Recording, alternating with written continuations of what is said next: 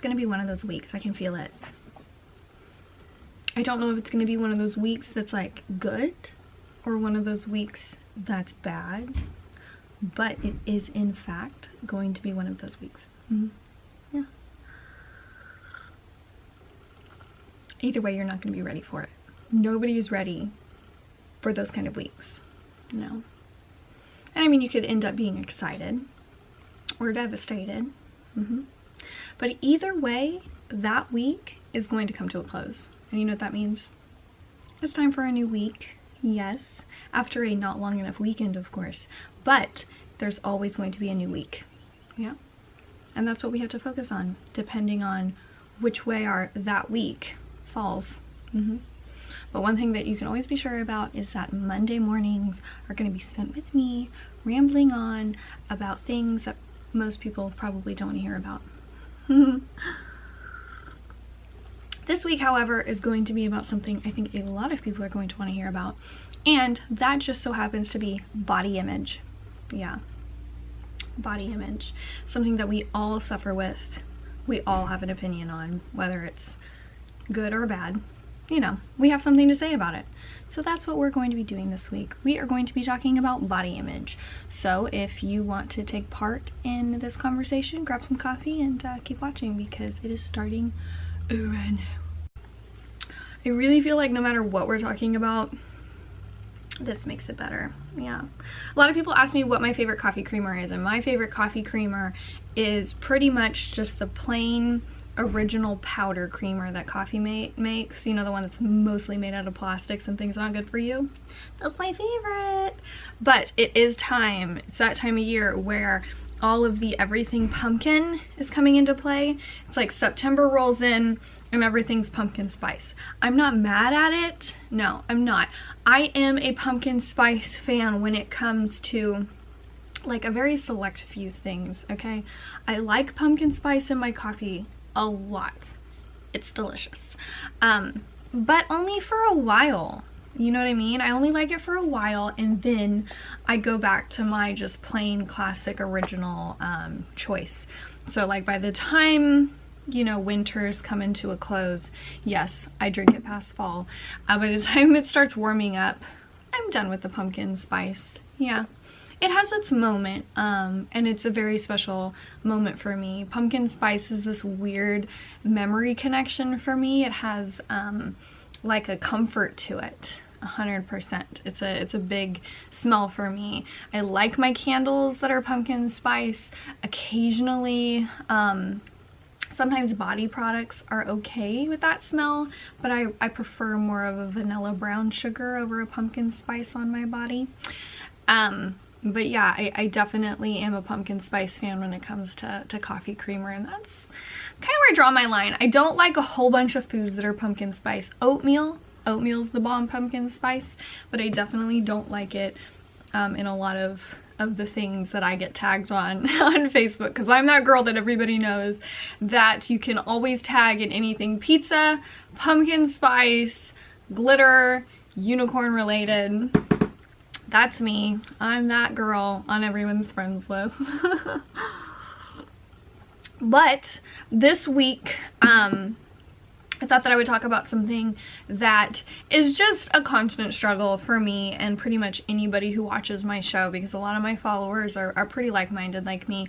So we're going to be talking about body image today, and I decided to do this topic this week because I mentor a lot of different people in this kind of field, whether it be young girls or grown women. It's something that I talk about a lot with a lot of different girls. And this applies to men too, and anybody in between. Whatever you identify as, you can relate to this, because it's just about being human. It's about, you know, something that we all have and that we all struggle with. So I wanted to talk about it because I think that it's one of those things that we are going to constantly have to talk about to see any real change. And I'm kind of shocked, you know, it's kind of shocking when you get on social media, because social media is the biggest cesspool of all types of bullying you can imagine. as much as social media has brought, like, I've met so many beautiful and amazing people and gotten great opportunities off social media.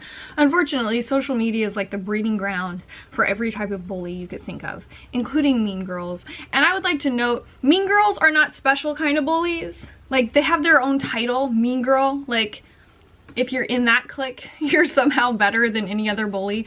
You're not. Mean girls are just bullies with vaginas. Or bullies with vaginas that also associate with being a female. I'm trying to learn all this. It's difficult, but I like to try and respect. But mean girls are not special. No, they are not. They're just jerks like any other bully. But one of the things that I think gained me a lot of attention from a lot of my followers was when I was doing the Vintage Dolls Body and Self-Love Walk. And that kind of came on the heels of me starting my page, and when my page started kind of getting momentum, bring in all of the bullying, okay?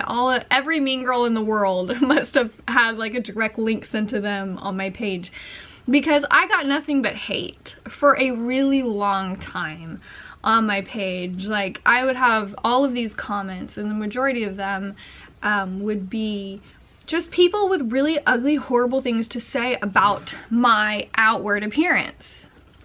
Occasionally I'd get some, I also got hate on my videos that like talk crap about how I talked, how I talk with my hands, how I, you know, just my personal style of verbiage, like everything was picked apart. But, okay, now that we've swapped the battery out in our camera, like I said, I'm using a real camera and I don't know the warning signal, so it just goes dead. Anywho's, when I started my page, I had a lot of negative comments. Like, it was overwhelming at some point. And it really took a toll on my mental state, because it was my first experience really with any type of social media. I was really sheltered my entire life, so it was a lot of interaction that I wasn't used to on a normal basis for the most part. And I struggled with it a lot. I struggled with just the downright ugliness, like just they had to accept that part of themselves. They had to accept that they were okay with getting on a computer and going to somebody's page that they don't know, or scrolling past a photo of somebody that they don't know, that evoked something in them that made them question themselves. Because I fully believe that anybody who bullies and hates on somebody else is because something about that person triggered them into second guessing who they are and made them question themselves. Can you guys stop fighting? I am trying to do a show. Quit it, cats.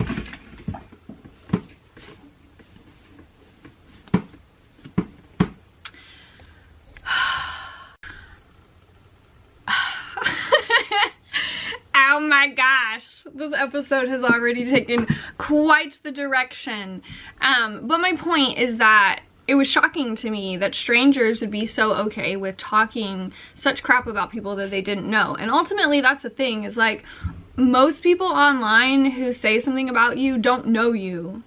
Just because you're friends on Facebook or you're interacting on the same social platform doesn't mean anybody knows you. Just because you look at my pictures or you read a post does not mean that you really know me. So it's always really shocking that people will be so open. This has already become probably the most entertaining episode that I've ever put on, and that's all because my cats are being absolute jerks right now.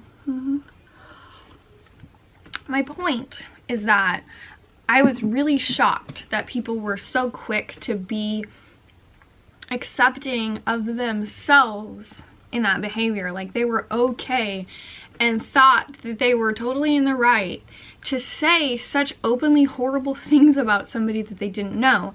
And of course, if anybody would try to defend me in the comment feeds, then you would have the other bullies that like pipe in to kind of back up the first people who started talking crap, the people who started it. They'll come in and they'll be like, well, if she didn't want this to happen, or she didn't want this type of attention. She wouldn't be putting herself out there publicly. She kind of agreed to these terms when she decided that she wanted to do this. And I'm like, what?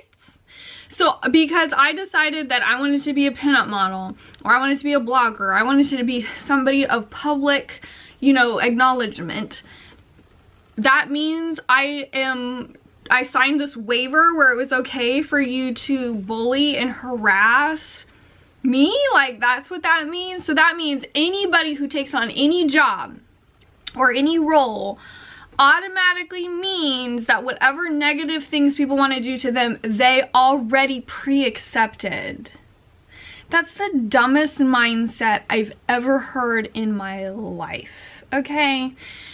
So, and I still get that. Whenever I put anybody on blast, anytime I call anybody out for bullying me, there's always the people in the comment feeds that are like, isn't this exactly what you're talking about?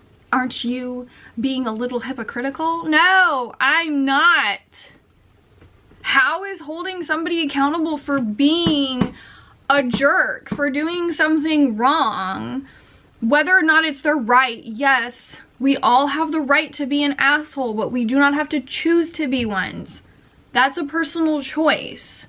Like, you don't have to be ugly on the inside. That is 100% your own choice. And I'm shocked daily at how many people choose to be ugly on the inside. It blows my mind. I don't know why it still shocks me, but it does, because I'm like, all of these options, and that's the one you chose. Huh, okay. Not saying you have bad taste, but do your taste buds work? That wasn't funny. So I've really dealt with a lot of bullying towards my physical look, my body in particular, of course. So short backstory, growing up, I've always been tiny, 100%. I've always been little. I don't know why. My brother is thin, my mom's thin, my sister's thin, my dad's thin. Pretty much everybody in my family is pretty much thin. We have a few people that have a little bit more shape or a different shape, but directly in our small circle, we're all pretty thin. My grandma said she was really tiny like me her entire life too, and everybody would tell her, when you have babies, that'll change. And it didn't, just like for me. Like, people still say that to me, just wait till you have babies, because I look like I'm, you know, 15 most of the time, going through a stage. So I get that comment still, just wait till you have babies. And I'm like, I have two. Still, here I am. I literally had to be 2 people to gain weight. The heaviest I've ever been was when I was pregnant with Charlie, and I was 140 pounds. That's the heaviest I've ever been. And that's only because I was 2 people at that time, not just me. And I'm not gonna Duggar it the rest of my life to keep weight on my body, to make other people out in the world who don't like how my body type is now happy. That just doesn't make sense. Does that make sense to you? Do you get my point? It's stupid, huh? Oh my gosh, Emily, why would you always make sure you're pregnant just so your body type could be a certain type that makes other people happy? You can't do that. That's crazy. Exactly. That's the point of this video, basically, is how ridiculous it is for us to try and make our bodies live to a standard of somebody else. So growing up, I was always tiny. 100%. I was always small. I have an older sister who is 4 years older than, or 5 years older than me, and then I have a older brother who's a year older than me. So all summer, they would always grow a full inch. I would only grow a half an inch every summer. Tiny. I was just tiny. I didn't eat poorly. I wasn't malnutritious. I wasn't, you know, I didn't live in poor conditions. Like, there was no abuse or neglect that made me that small. I was just a tiny person. Fast forwarding a few years, I was probably around between 8 to 12. I remember the memory. I don't really 100% remember how old I was, but I was somewhere in that range. And my mom took me to the doctor to talk to them about why I was still so thin, and, you know, if there was anything wrong or if there was anything that we could do. The doctor put me on a medication to make me eat more so I would gain weight. Ha, joke is on them. I ate like a horse, but I didn't gain any weight. Okay, it was just going, I was just piling it in like I was like an 18-year-old boy, and nothing happened.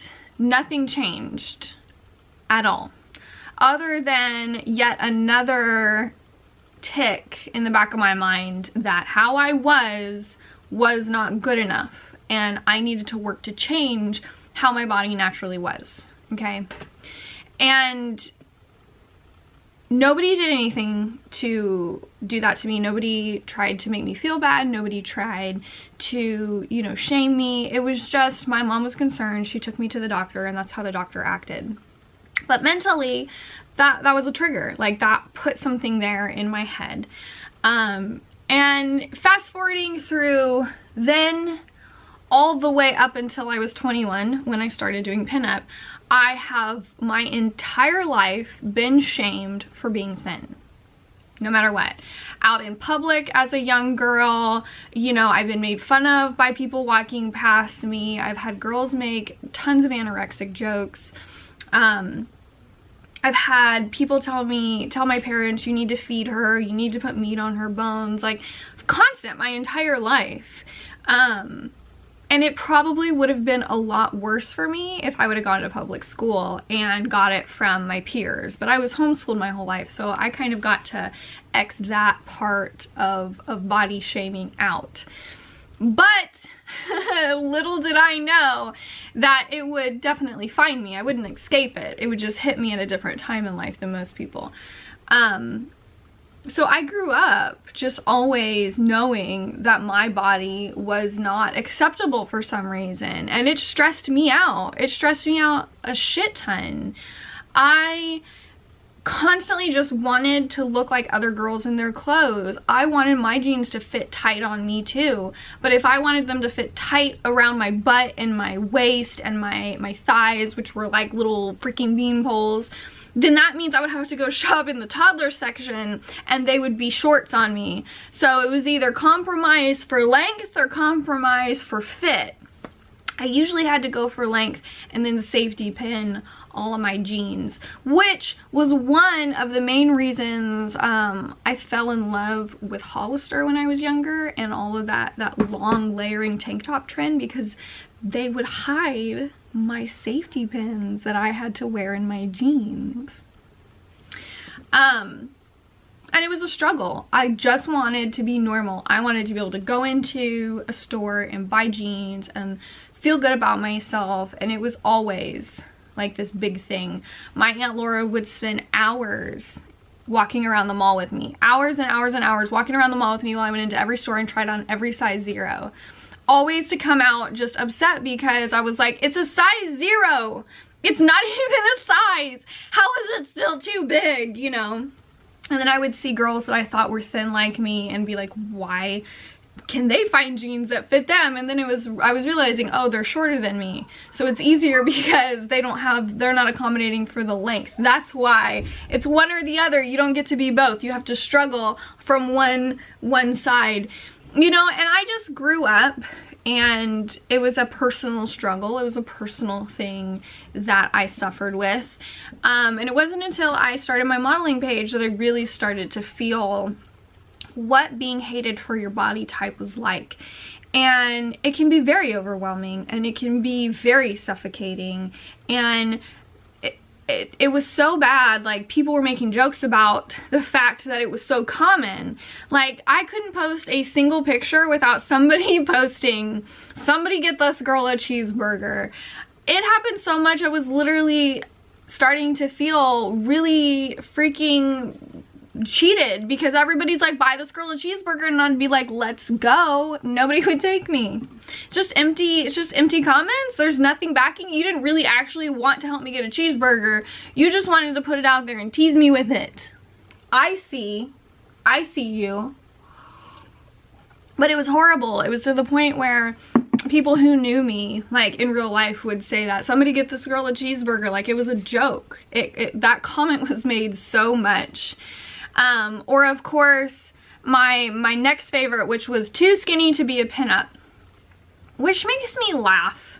Because that just goes to show that body type was even a subject back then. You know, that was something Marilyn and Audrey had to worry about too. Was it as freaking put out there? Well, no, they didn't have a bunch of idiots on social media constantly attacking people for it, but they had to deal with it. People made comments 100%. Yes, they did. And the thing that made me laugh about that was, it's like, what are you talking about? Being a pinup didn't have, like, it doesn't have these tick marks. You don't have to, like, fall into a certain category. Like, no. You can just do it because you love it and it's what makes you happy. And that kind of goes hand in hand with a lot of girls who are like, I can't do pinup because I look this way or I look that way. It's literally the way women dressed back in the 40s and 50s. But now, with a little bit extra, thanks to rockabilly and that scene. But I mean, pinup is basically, classic pinup is what women wore back then, but now. And you didn't, like, everybody dressed that way. Like, you didn't just have to wear a freaking potato sock if you didn't fall into a specific size category. Like, that was just women's clothing. That's how women did their hair. That's how women did their makeup. Pinup, on the other hand, at that point, the majority of them were still naked. Like, the pinup work was still a lot of nude work. Yes, there was work that was not nude, but there was a lot of nude work. You don't see pinups now just walking around butt-ass naked while they're going to freaking Walmart to get their bobby pins. Like, no. So, like, the fact that people try to put all these labels on things of who can and who can't, it's just ridiculous. Because if you really start looking at that type of comment and that type of mindset, you're like, that doesn't even make sense. It's just somebody trying to be a jerk. It's just somebody trying to take your happiness because they're not happy. That's all it is, 100%. And I would get that a lot. So then when I would have girls message me and be like, people tell me I'm too fat to be a pinup. And I'm like, well, how is that possible? Because I'm being told that I'm too skinny to be a pinup. So please, somebody tell me, where's that perfect mark? Where do you have to fall? What type of body? Like, that's how job descriptions now. Like, you have to be this old, you have to live here, you have to have these type of skills. Plus, this is the body weight, shape, size, and how it's decorated. You have to fit in all these categories, because if you don't fit into those categories, you can't be a part of this. That sounds really stupid, doesn't it? Well, that's basically how we're all living our lives. We are all worried so much about how other people feel about bodies that we were given. Bodies that we really... You don't have control. Like, first off, you have to take control. You have to take control of this vessel, 100%. And people are born certain ways. Like me. My body type is what my body type is. There is nothing I can do about it. I could go spend hours and hours in the gym, and I could redo my entire meal intake, and I could spend tons of time devoted to the things that I would have to do to get a body that just another category of people deems acceptable and beautiful. Not all the categories, just some of them. I don't want to do that. I don't want to X out a whole bunch of stuff that I'm doing in my life that makes me happy, to focus on time and attention to something that I don't really care about, so I can look a certain way, so that this handful of people over here can like me, but then this handful of people that liked me before isn't gonna like me anymore because they liked this me. And now I look like this me over here to make these people happy. But don't forget the several hundred different groups over here that also don't like this body type. It's madness, you guys. It is absolute madness that we try to manipulate our physical makeups to make strangers and people who really don't care about us, make them happy. And that's why I share so openly the things that I talk about. Like, I used to, a long time ago, post a lot about, this is an interaction that I had with a bully. This is what somebody said about me. It was always an attack at my body type. And then this is how I responded, okay? And this is what I've learned from it. And I would post that openly on my page. And the thing that I think would frustrate me the most is how many people were like, don't feed the haters. Don't listen to them. And I'm like, okay. This is a learning experience. People like me have got to be open about this type of thing happening to them, because when you look like this, people think those things don't happen to you. So then you have little girls growing up following girls like me, who they think if they change themselves into that, their lives will be perfect. They need to know that doesn't exist. Okay, do you follow? Girls like me who put themselves out there on a massive platform with storytelling hands, you fall into this box that you get put into. Supermodels, actresses, women who have paid thousands of dollars to have plastic surgery done to their bodies, women who other people deem beautiful and perfect, are who these girls are following after. And they feed on all the content that's put out there that's photoshopped, that's altered, that's airbrushed, that's tons of makeup, that's body manipulating clothes, posing, lighting, all of this stuff that goes into creating this one image that gets put out there for people to feed off of, that's been manipulated to look that way. So we have this manipulated way of thinking that's 100% false. And that's what we spend our time trying to keep up with. And I think that it's absolutely bogus. And I think that it's total bullshit. And it's like the industry, the modeling industry, okay, is not to make women feel good about themselves. That's not the point. It is an industry. It is a job. It is a money-making thing that its sole purpose is to make money off of you, not to empower and encourage you. Models who choose to take that route, like Ashley Graham, for instance, that is who she is. That's not who she has to be as a model because it's part of her job. That's just who that woman is. She cares enough about what she knows other girls are going through like her, so she decides to step outside herself and show them more things to focus on. She's real with them. She's honest. She's like, hey, look at this. And there's nothing that I hate more than somebody who wants to jump on the bandwagon of being a body and self-love activist who are truly just fake bullies themselves. They put out this big mantra because they want the credit for it, but that's not how they live their lives.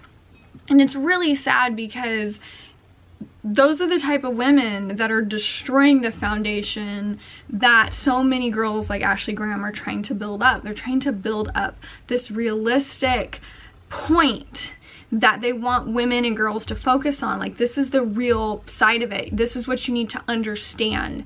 This is what's real. This is what you can focus on being really truly beautiful. And all of this over here is just fake garbage that we all have to do because this is a business. And people forget that the industry is a business. It's not a place for women to be empowered and lifted up. That takes each individual person in that business.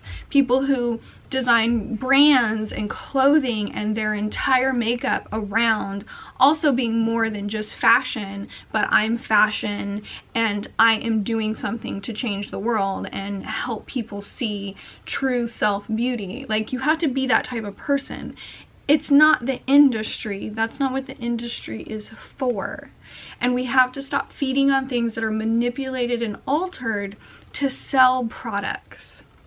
You want to buy those products because they look perfect. They make the girl or guy that they're on look perfect. It's a mental, just total, it's deceit, 100%. Okay? That's just the reality of it. And you need to learn first to be healthy in who you are, healthy in your body. Learn what your body needs, what it doesn't need, where does it sit healthy. For me, that's basically like between 98 and 100 pounds. And that's just the way I'm gonna be. And last summer, I gained a whole bunch of weight when I moved to Texas. And I don't know how. I gained all this weight, and it was obvious, you guys. I went from a size 0 to a size 6. So I decided to do a social experiment with it, because how many girls can say they've literally been on both sides, right? And it didn't go well. It didn't go well because it did exactly what I have been saying, is that you leave one category and you go into another one. And in both sides, you're gonna have people who love you and think you look great, and you're gonna have people who hate you and think you look horrible. And it's up to you to decide who you want to listen to and who you want to inspire how you see yourself. And it's really easy to listen to all the ugly terms and all the ugly comments and all the ugly opinions and start really thinking, oh my gosh, am I these things? Do I need to do this? Do I need to do that?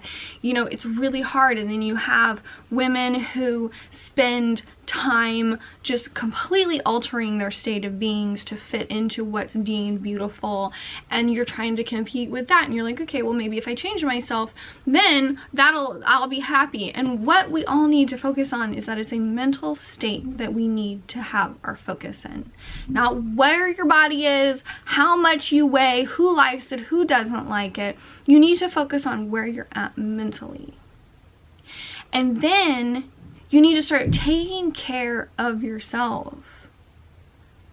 I 100% have good days and bad days. There's days where I hate my body, and there's days where I don't think about it. There's days where I'm feeling myself and feel great. But one thing that I always try to focus on is, where am I at with it? Not where anybody else is, because I know where everybody else is going to be. Some people are going to say I look great, and some people are going to say I look horrible. So you have to stop living your life focusing on all the negative, because you do have a choice. You have a choice to either listen to the people who know you and love you and support you and are there for you, or listen to a whole bunch of people who are just feeding negativity in your life to try and steal any happiness that you have because they themselves are unhappy. It's a waste of your time. You could be doing so much more positive things. You know what I mean? We're wasting valuable time trying to fit into all of these body goals that the majority of aren't real. They're not real. Even apps for your phones, photo editing apps, there are so many of them that have things where you can alter pieces of your body. It's not just smooth a line, put a fake contact in. Now there's like elongate legs, narrow torso, enlarge eyes, and it's like, what? Oh my god. Wouldn't it be, we just should have all been created to be like Mrs. Potato Head, and our booties just open up and we have all these different like things, different set of lips, different set of eyes. We'll have some pull strings that'll like pull our waist in. We'll have some inflatables that fill our booties out. Like, you can't constantly keep up with how society is fluctuating the acceptable body type, when the acceptable body type they choose depending on which one's gonna make more money. But I mean, that's none of my business though. I think in closing, I am going to say that you have to stop wasting time trying to fit into a body shape that you were not meant to have. You're trying to fit proportions that are altered by computers and apps. You know what I mean? Like, what you have is good enough, and how you want to display it and how you want to take care of it and how you want to see it is in your hands. If you want to get plastic surgery, make sure you're in a mental state where you're doing it because it's just what you want to do, and not because you feel like you have to because you're not good enough. If you want to go on a diet, make sure it's what you want to do to be healthy and strong, and not because some chick made a stupid comment because she was having a bad day and took it out on you, or because your lipstick looked boss that day and it made her self-conscious, so she decided to pick at something she knew would bring you down. Like, do things for yourself. but always first make sure you are mentally and soully happy and healthy and in a good place. And then decide where you want to take this vessel and how you want to put it out on display. Mine's usually displayed in jeans mostly. I'm a jean girl. I love jeans, although I'm still rocking capris because I still can't find any full lengths that fit me. With glitter. I like to display myself with pink hair and bright lipstick. Yeah. Speaking of lipstick, our Monday Coffee Kisser of the week was brought to you by PowerLips Fluid by my beautiful and amazing friend Anna Holland from Beautilicious by Anna. I am wearing the shade Fearless. It's a very bright pink, as you can see. I've been drinking all my coffee, and there's like a teeny tiny bit you can't really see that comes off on the inside because it's constantly touching moisture from your saliva. But this is an amazing lipstick. It stays all day. It dries down to a matte. It has great pigment. It's comfortable to wear, as you can see. Really bright. But I love it. These are some of the ones that stay in my top drawer because I use them the most. If you guys are interested in them, I have a link below. You can hit up my girl Anna. Just tell her that the doll sent you and she'll hook you up with 3 of my favorites: a red, a nude, and a pink. This is the pink. Spoiler. But that is what I am wearing today. And also shout out to my family at Forever Above Me, who helps those rep the influences that influence their lives and who they are as people on their journey in life. They are an amazing brand to follow, and they will inspire you daily. You can also hit them up to get a Monday coffee cup of your own, and when you do, be sure to tag me on the Insta and use hashtag Monday Coffee with the Doll so I can share your sparkling face, because we are about spreading kindness, love, and acceptance here on my channel. Thank you so much for hanging out with me. Did you guys see my shirt? Before we go, my boyfriend bought me this super cool shirt. It is the blueprints of the Barbie doll. Yep. It sure is. For July 24th, 1959. I wore this in honor of today's episode to say that nobody is made this way. We are not dolls assembled in shops being popped out of molds. We are human beings, and the vessels that carry us through our journey are going to be forever changing, especially if you have kids. I have been several different body shapes, and my boobs have looked like several different women's boobs, let me just tell you. So embrace yourself for who you are, how you are, when you are. Walk down that part of your journey in that vessel, and I mean, be happy, because you deserve it. And if anybody says otherwise, tell them to go eat a Snickers, because people are just gross anymore. People are just ugly. But thank you for watching.